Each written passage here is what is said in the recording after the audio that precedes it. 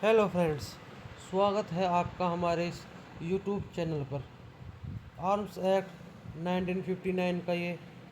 Part second है। इससे पहले हम इसका पार्ट वन अपने यूट्यूब चैनल पर अपलोड कर चुके हैं। हमारी प्लेलिस्ट में जाकर देख लीजिए। तो स्टार्ट करते हैं आपका चैप्टर सेकंड, जो आपकी बात करता है धारा 3 से लेकर 12 तक। आपकी धारा 3 से 12 तक जो है, किस प्रकार से आप लाइसेंस लेंगे, किन चीज़ के लिए आपको लाइसेंस की आवश्यकता है, कंपलसरी है लेना, उनके बारे में बताया गया है। आपकी धारा 3 बात करते हैं जो आपके फायर आर्म्स होते हैं और जो आपके गोला बारूद है, एम्यूनिशन के आपका अर्जन और कब्जे के लिए अनुज्ञप्ति यानी कि लाइसेंस। इसमें आपकी जनरल बात की गई है कि कोई भी व्यक्ति जो है अग्नायुध या फिर गोला बारूद तब तक न तो अर्जित करेगा, न ही अपने कब्जे में रखेगा और न लेकर चलेगा जब तक कि इस अधिनियम और तद अधीन बनाए गए नियमों के बंदों के अनुसार निकाली गई अनुज्ञप्ति इस निमित्त धारित न करता हो। इसका मतलब ये हुआ कि आपको फायर आर्म्स और गोला बारूद रखने के लिए लाइसेंस लेना कंपलसरी है। उसके बिना आप जो है ये चीज़ नहीं रख सकते। फिर इसका आपका एक इसमें अपवाद दिया गया है। इसमें बताया गया है अगर आपके फायर आर्म्स या फिर आपका जो है गोला बारूद को कोई मरम्मत कराने के लिए या फिर उसका नवीकरण के लिए, ठीक है, या फिर उसका कोई यूज करने के लिए लेता है, तो उसको उसकी जो है जो अनुज्ञप्ति धारक है उसकी उपस्थिति में या फिर उसको जो है आपको लिखित में जो है वो प्राधिकार देगा, तभी आप उसको प्रयोग कर सकते हैं। फिर आपकी उपधारा 2 बात करती है, आपकी एक लिमिट लगाती है कि एक व्यक्ति 2 ही आपके फायर आर्म्स या फिर आपके गोला बारूद रख सकता है। तो इसमें बताया गया है उपधारा 1 में किसी बात के होते हुए भी कोई भी व्यक्ति जो उपधारा 3 में निर्दिष्ट व्यक्ति से भिन्न है, किसी भी, ये आपका मिसप्रिंट है तो इसमें क्या है, किसी भी समय 2 अग्नायुध से अधिक न तो अर्जित करेगा, न अपने कब्जे में रखे और न ही लेकर चलेगा। ये आपका अमेंडमेंट जो है आयुध संशोधन अधिनियम 2019 के द्वारा किया गया है। इसमें कहा गया है कि इसके प्रारंभ होने से पहले जो है 2 से अधिक किसी के पास अग्नायुध है तो वह अपने पास ऐसे अग्नायुधों में से कोई 2 प्रतिधारित कर सकेगा, यानी कोई 2 रख सकेगा। और जो शेष आपके फायर आर्म्स होंगे को इसकी प्रारंभ की तारीख से आपके 1 वर्ष के भीतर जो है निकटतम पुलिस थाने के बारसाधक अधिकारी के पास या फिर धारा 21 की उपधारा 1 के पर्पज के लिए विहित शर्तों के अधीन जो है अनुज्ञप्तिधारी जो होगा उसके पास, या फिर कोई ऐसा व्यक्ति है जो संघ के सशस्त्र बल का मेंबर है तो वह जो है उसको जो है यूनिट शस्त्रागार में जमा करेगा। इसके बाद जो है पूर्वोक्त 1 वर्ष की अवधि के समाप्त होने के बाद जो है 90 दिन के भीतर जो है उनके जो लाइसेंस होगा वो रद्द कर दिया जाएगा। परंतु यह है कि उत्तराधिकार या विरासत के आधार पर आयुध अनुज्ञप्ति अनुदत्त करते समय 2 अग्नायुध की सीमा को पार नहीं किया जाएगा।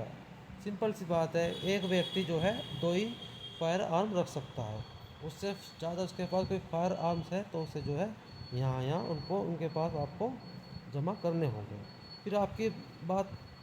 धारा 3 कहती है कि जो हमने धारा 2 में बातें पढ़ी वो कहाँ पे लागू नहीं होती। तो ये कह रहा है कि अग्नायुक्त के किसी व्यवहारिक को ऐसे राइफल जो क्लब होते हैं, राइफल संगम होते हैं जो केंद्र सरकार द्वारा मान्यता प्राप्त है, और जो निशाना लगाने के लिए आपके अभ्यास के लिए 12 बोर जो राइफल होती है, हवाई राइफल का प्रयोग करते हैं, उसके किस सदस्य पे ये वाली बात लागू नहीं होगी। कौन सी वाली बात कि वो जो है 2 ही फायर आर्म्स रखेगा। फिर आपकी उपधारा 4 क्या कहती है, उपधारा 4 कहते हैं कि धारा 21 की उपधारा 2 से उपधारा 6 तक के उपधाराओं के, इसके अंतर्गत ये दोनों धाराएं भी हैं। उपबंध उपधारा 2 के परंतु के अधीन अग्नायुध के किसी निक्षेप के संबंध में उसी प्रकार लागू होंगे जिस प्रकार वे धारा की उपधारा 2 के अधीन किसी आयुध या गोले बारूद के निक्षेप के संबंध में लागू होते हैं। आपकी धारा 4 क्या बात करती है, जो आपके जो डिस्टर्ब एरियाज होते हैं ना, उनमें बात करती है कि उनमें जो है आपके फायर आर्म्स की जो आपका एक्विजिशन है, अर्जन है और कब्जे के लिए लाइसेंस के बारे में बात करती है। ये कहती है कि केंद्र सरकार की राय हो कि किसी क्षेत्र में जो विद्यमान परिस्थिति को ध्यान में रखते हुए लोक हित में यह आवश्यक, ये समीचीन है कि अग्नायुद्ध से भिन्न जो आपके आर्म्स होते हैं का भी अर्जन कब्जे में रखना या वहन विनियमित किया जाना चाहिए, तो शासकीय जो है राजपत्र में अधिसूचना द्वारा डायरेक्शन दे सकते हैं कि अधिसूचना में विनिर्दिष्ट क्षेत्र को ये धारा लागू होगी। और कोई व्यक्ति ऐसे वर्ग या वर्णन के आयु जैसे अधिसूचना में विनिर्दिष्ट किए जाएं उस क्षेत्र में तब तक न तो अर्जित करेगा, न अपने कब्जे में रखेगा या लेकर चलेगा, जब तक कि वह अधिनियम तद अधीन बनाए गए नियमों को बंधों के अनुसार दी गई अनुज्ञप्ति नियमित धारित न करता हो। फिर आपकी धारा 5 क्या बात करती है, जो आपके आर्म्स होंगे और जो एम्यूनिशन गोला बारूद के जो है आपके मैन्युफैक्चर होते हैं, निर्माण सेल के लिए भी आपको जो है लाइसेंस लेना अनिवार्य है। इसमें क्या कह रहा है आपका, ये कोई भी व्यक्ति किसी भी ऑर्गेनाइज फायर आर्म्स या ऐसे वर्ग या वर्णन के किन्हीं भी अन्य आयुधों का जैसे विहित की जाए या किसी गोला बारूद का तब तक जो है न तो उपयोग में लाएगा, न उसका विनिर्माण करेगा, न उसे अभिप्राप्त करेगा, न प्राप्त करेगा, न विक्रय करेगा, अंतन सन परिवर्तित करेगा, परखेगा, परिचित करेगा और कह रहा न विक्रय करेगा, न अंतरण के लिए अभिदर्शन या प्रस्थान करेगा, न उन्हें विक्रय अंतन सन परिवर्तन मरम्मत परख या प्रसिद्धि के लिए अपने कब्जे में रखेगा, जब तक कि वे इस अधिनियम जो बनाए गए नियमों का अधीन जो है लाइसेंस प्राप्त नहीं कर लेगा। फिर आपकी उपधारा 2 क्या बात करती है, उपधारा 2 कह रही है कि उपधारा 1 में किसी बात के होते हुए भी कोई व्यक्ति किन्हीं जो है आर्म्स या फिर गोला बारूद का जिन्हें वह अपने प्राइवेट यूज के लिए विधिपूर्वक कब्जे में रखता है, ऐसे अन्य को ऐसे आयुध या गोला बारूद को इस अधिनियम में तत्समय पर्वत किसी अन्य विधि के आधार पर अपने कब्जे में रखने के लिए हकदार है या अपने कब्जे में रखने से इस अधिनियम या अन्य विधि द्वारा प्रतिष्ठित नहीं है, इस निमित्त अनुज्ञप्ति धारण किए बिना बिक्री या अंतरण कर सकेगा। यानी कि किसी के पास जो है लीगल तरीके से आपके उसके पास लाइसेंस है, ठीक है, आर्म्स का, गोला बारूद का, तो वो उसे जो है सेल करना चाहता है या उसे ट्रांसफ़र करना चाहता है किसी व्यक्ति को, तो इसमें ये कह रखा है इसको जो है किसी ऐसे अग्नियुक्त या गोला बारूद जिसके बारे में धारा 3 के अधीन अनुज्ञप्ति अपेक्षित है और किन्हीं ऐसे आयुधों का जिनके बारे में धारा 4 के अधीन अनुज्ञप्ति अपेक्षित है, किसी व्यक्ति द्वारा इस प्रकार विक्री अंतर तब तक नहीं किया जाएगा जब तक कि उसने अधिकारिता रखने वाले जिला मजिस्ट्रेट को या निकटतम पुलिस थाने के बाहर साधक ऑफिसर को ऐसे अग्नियुक्त गोला बारूद या अन्य आयुधों का विक्री अंतरण करने के अपने आशय की उस व्यक्ति के जिससे ऐसा अग्नायुध गोला बारूद या अन्य आयुधों का विक्री अंतरण करने का आशय रखता है, नाम और पते की लिखित इत्तला न दे दी हो। यानी कि अगर उसके पास लीगल तरीके से कोई आर्म्स या गोला बारूद है और उसे जो है वो सेल करना चाहता है किसी अन्य व्यक्ति को, तो उसकी सूचना उसे पहले जो है आपके किसको देनी होगी, आपके डीएम को देनी पड़ेगी या फिर जो निकट पुलिस थाने का बाहर साधक अधिकारी है उसको इसकी सूचना दी जाएगी। और सूचना जब दी जाती है उसके कम से कम 45 दिन बीत जाने चाहिए, उसके बाद वो उसका सेल कर सकता है। फिर आपकी धारा 6 बात करती है गनों के नाल के छोटा किए जाने या नकली अग्नायुधों को अग्नायुधों से संपरिवर्तित करने के लिए अनुज्ञप्ति। इसमें आपकी क्या बात की गई है कि कोई भी व्यक्ति जो है अग्नायुध की नाल को जो है छोटा या आयुध अधिनियम 2016 में उल्लिखित अग्नायुधों के किसी प्रवर्ग में अग्नायुधों के किसी अन्य प्रवर्ग में संपरिवर्तित तब के सिवाय न करेगा जबकि वह इस अधिनियम तक अधीन बनाए गए नियम को बंदों के अनुसार निकाले गए अनुज्ञप्ति निमित्त धारित करता हो। फिर आपकी धारा 7 बात करती है कुछ प्रतिष्ठित जो आयुध होते हैं प्रसिद्ध गोला बारूद के अर्जन या कब्जे में रखने या उसके विनिर्माण या विक्रय का प्रतिषेध। कोई भी व्यक्ति जो है कोई भी प्रतिष्ठित आयुध या प्रतिष्ठित जो गोला बारूद हो तब तक न तो उसको अर्जित करेगा, न कब्जे में रखेगा, न धारित करेगा और उपयोग में लाएगा, विनिर्माण विकृत अंतरित सन परिवर्तित करेगा, न उसकी मरम्मत परख या प्रसिद्धि करेगा और विक्रिय या अंतरण के लिए अभिदर्शित या पर स्थापित करेगा और न विक्रिय अंतरण सन परिवर्तन मरम्मत परख या प्रसिद्धि के लिए अपने कब्जे में रखेगा जब तक कि केंद्र सरकार द्वारा इस निमित्त विशेषतः प्राधिकृत न किया गया हो। सीधी सी बात है, जो प्रतिष्ठित आयुध है, प्रतिष्ठित गोला बारूद है, उसका एक्विजिशन या फिर अपने कब्जे में उसका वो मैन्युफैक्चर करना चाहता है, उसका विनिर्माण करना चाहता है, उसको सेल करना चाहता है, वो तभी कर सकता है जब उसे केंद्र सरकार ने अथोराइज कर रखा हो। फिर धारा 8 बात करते हैं जिन अग्नायुधों पर पहचान चिन्ह हों उनके विक्रय या अंतरण पर प्रतिषेध। ये धारा बात करती है जो आपके फायर आर्म्स होते हैं उसके जो पहचान चिन्ह होते हैं वो नहीं है तो उसको जो है आप ट्रांसफ़र नहीं कर सकते, सेल नहीं कर सकते, इसका प्रतिषेध है। उपधारा एक, कोई भी व्यक्ति किसी अग्नायुध या गोला बारूद पर अन्यथा दर्शित कोई भी नाम, संख्या या अन्य पहचान चिन्ह न तो मिटाएगा, न हटाएगा, न परिवर्तित करेगा और न कूट रचित करेगा। कोई भी व्यक्ति किसी भी ऐसे अग्नायुध का विक्रय या अंतरण नहीं करेगा जिसमें निर्माता का नाम, विनिर्माता, संख्या या अन्य पहचान चिन्ह मुद्रांकित या केंद्र सरकार द्वारा अनुमोदित रीति से उस पर अन्यथा दर्शित न हो। जब कभी किसी व्यक्ति के कब्जे में ऐसा अग्नायुध हो जिसमें ऐसा नाम, संख्या या अन्य पहचान चिन्ह न हो या जिस पर ऐसा नाम, संख्या या अन्य पहचान चिन्ह मिटाया, हटाया, परिवर्तित या कूट रचित किया गया हो, तब उस दस्ता के सिवाय जिसमें कि प्रतिकूल साबित कर दिया जाए, यह उपधारित किया जाएगा कि वह नाम, संख्या या अन्य पहचान चिन्ह उसने मिटाया, हटाया, परिवर्तित या कूट रचित किया है। परंतु यह ऐसे व्यक्ति के संबंध में जिसके कब्जे में इस अधिनियम के प्रारंभ पर कोई अग्नायुध है जिसमें ऐसा नाम, संख्या या अन्य पहचान चिन्ह मुद्रांकित या अन्यथा दर्शित नहीं है, इस उपधारा के उपबंध तब तक प्रभावी नहीं होंगे जब तक कि ऐसे प्रारंभ पर 1 वर्ष का अवसान नहीं हो जाता। फिर आपके धारा 9 बात करते हैं यंग व्यक्तियों के बारे में। कुछ अन्य व्यक्तियों के द्वारा अग्नायुध आदि के अर्जन या कब्जे या उसकी बिक्री या अंतरण का प्रतिषेध। इस अधिनियम की पूर्वगामी उपबंधों में किसी बात के होते भी कोई भी व्यक्ति जो है 21 वर्ष से कम आयु का हो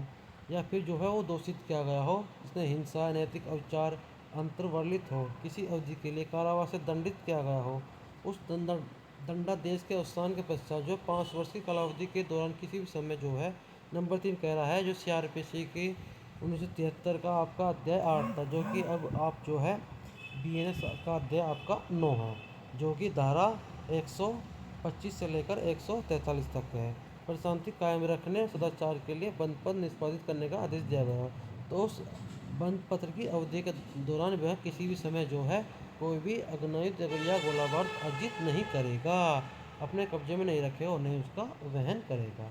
खैर बात करता है कोई भी व्यक्ति किसी अग्नायुध या गोला बारूद विक्रय या अंतरण ऐसे अन्य व्यक्ति को नहीं करेगा और न ही किसी अग्नायुध या गोला बारूद का सन परिवर्तन, मरम्मत, उसकी परख या प्रसिद्धि ऐसे अन्य व्यक्ति के लिए करेगा जिसकी बाबत वह जानता है कि विश्वास करने का कारण है कि वह किसी अग्नायुध या गोला बारूद को अर्जित करने, अपने कब्जे में रखने या वहन करने खंड क के अधीन जो है प्रतिष्ठित है। वही जो अभी हम 3 कंडीशन पढ़ पाए हैं। ऐसे विक्रय, अंतरण या ऐसे सन परिवर्तन,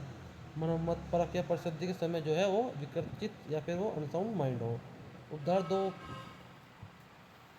2 उपधारा 1 के खंड क के उपखंड 1 में किसी बात के होते हुए भी जिस व्यक्ति ने विहित आयु सीमा पूरी कर ली है वह भी शर्तों के अधीन ऐसे अग्नायुधों का प्रयोग कर सकेगा जो ऐसे अग्नायुधों का उपयोग करने में उसके प्रशिक्षण की चर्या में विहित की जाए, परंतु विभिन्न प्रकार के अग्नायुधों के संबंध में विभिन्न आयु सीमाएं विहित की जा सकेगी। अब धारा 10 बात करती है आपके आयुधों आदि के आयात और निर्यात के लिए लाइसेंस, यानी एक्सपोर्ट इम्पोर्ट के लिए आपको लाइसेंस। कोई भी व्यक्ति किन्हीं भी जो है आयुधों या गोला बारूदों को समुद्र, भूमि या वायु मार्ग द्वारा तब तक न तो भारत में लाएगा न ही वहाँ से बाहर ले जाएगा जब तक कि वह इस अधिनियम और तद अधीन बनाए गए नियमों को बंधों के अनुसार दी गई अनुगति तन्नियमित नहीं रखता हो। परंतु वह व्यक्ति जो आयुध या गोला बारूद अपने कब्जे में रखने के लिए इस अधिनियम या किसी अन्य तत्समय प्रवृत्त विधि के आधार पर हकदार है या इस अधिनियम या ऐसी अन्य विधि द्वारा प्रतिष्ठित नहीं है, वह अपने प्राइवेट उपयोग के लिए युक्त मात्रा में ऐसे आयुध या गोला बारूद इस नियमित अनुज्ञप्ति के बिना भारत में ला सकेगा या बाहर ले जा सकेगा। वह व्यक्ति जो वास्तविक पर्यटक है और किसी ऐसे देश का है जिसे केंद्र सरकार शासकीय राजपत्र में अधिसूचना द्वारा विनिर्दिष्ट करे और जो आयुध या गोला बारूद अपने कब्जे में रखने के लिए उस देश की विधियों द्वारा प्रतिष्ठित नहीं है, वह केवल आखेट के प्रयोजन के लिए न कि किसी अन्य प्रयोजन के लिए अपने उपयोग के वास्ते युक्त मात्रा में आयुध और गोला बारूद इस धारा के अधीन अनुज्ञप्ति के बिना जो है ऐसी शर्तों के अनुसार जो विहित की जाए अपने साथ जो है भारत में ला सकेगा। फिर आपकी बात करती है उपधारा 2 उपधारा 1 के परंतुक में अंतर्विष्ट किसी बात के होते हुए भी यह है कि जहाँ उस परंतुक के खंड के या खंड ख के किसी व्यक्ति को लागू होने के बारे में जो यह दावा करता है कि ऐसा खंड जो लागू है या ऐसे खंड में निर्दिष्ट व्यक्ति के कब्जे में के आयुध या गोला बारूद की मात्राओं के युक्तता के बारे में या ऐसे आयुध या गोला बारूद ऐसे व्यक्ति द्वारा जिस उपयोग में लाया जा सकेंगे उसके बारे में कोई शंका सीमा शुल्क कलेक्टर या केंद्र सरकार द्वारा नियमित शासक किसी अन्य ऑफिसर को हो वहाँ ऐसे व्यक्ति के कब्जे में के आयुध या गोला बारूद को तब तक के लिए निरुद्ध कर सकेगा जब तक कि उनके संबंध में केंद्र सरकार के आदेश प्राप्त नहीं कर लेता। फिर आपकी उपधारा 3 बात करते हैं समुद्र या वायु मार्ग द्वारा भारत का भाग न होने वाले किसी मध्यवर्ती राज्य क्षेत्र को पार करके भारत के एक भाग से दूसरे को ले जाए गए आयुध या गोला बारूद और इस धारा के अर्थ के अंदर भारत के बाहर न ले जाए जाते या भारत में लाए जाते। धारा 11 बात करते हैं आयुध आदि का आयात या निर्यात प्रसिद्ध करने की शक्ति किसके पास है, तो आपकी केंद्र सरकार के पास है। केंद्र सरकार जो है शासकीय राजपत्र में अधिसूचना द्वारा ऐसे वर्गों या वर्णों के आयुध या गोला बारूद को जैसे अधिसूचना में विनिर्दिष्ट किए जाएं भारत के अंदर लाने या भारत के बाहर ले जाने का प्रतिषेध कर सकेगी। फिर धारा 12 बात करती है आपके आयुधों का परिवहन निर्बंधित या प्रतिष्ठित करने की शक्ति किसके पास है, तो केंद्र सरकार के पास है। ये बात करते हुए उपधारा केंद्र सरकार जो है शासकीय राजपत्र में जो है अधिसूचना द्वारा निर्देश दे सकेगी कि कोई भी व्यक्ति ऐसे वर्गों और वर्णों के आयुधों या गोला बारूद का जैसे अधिसूचना में विनिर्दिष्ट किए जाए भारत या उसके किसी भाग पर से परिवहन तब तक नहीं करेगा जब तक कि वह इस अधिनियम या तदधीन बनाए गए नियमों के उपबंधों के अनुसार निकाली गई अनुज्ञप्ति इस नियमित नहीं रखता हो अथवा ऐसा परिवहन का पूर्णतः प्रतिषेध कर सकेगी। जिन आयुधों या गोला बारूदों का भारत के समुद्र पतन या विमान पतन में यानांतरण किया जाता है उनका इस धारा के अर्थ के अंतर्गत परिवहन किया जाता है। तो आपको यहाँ तक जो है चैप्टर 2 कंप्लीट होता है और चैप्टर 3 के बारे में बात करेंगे हम कल। Thank you for watching.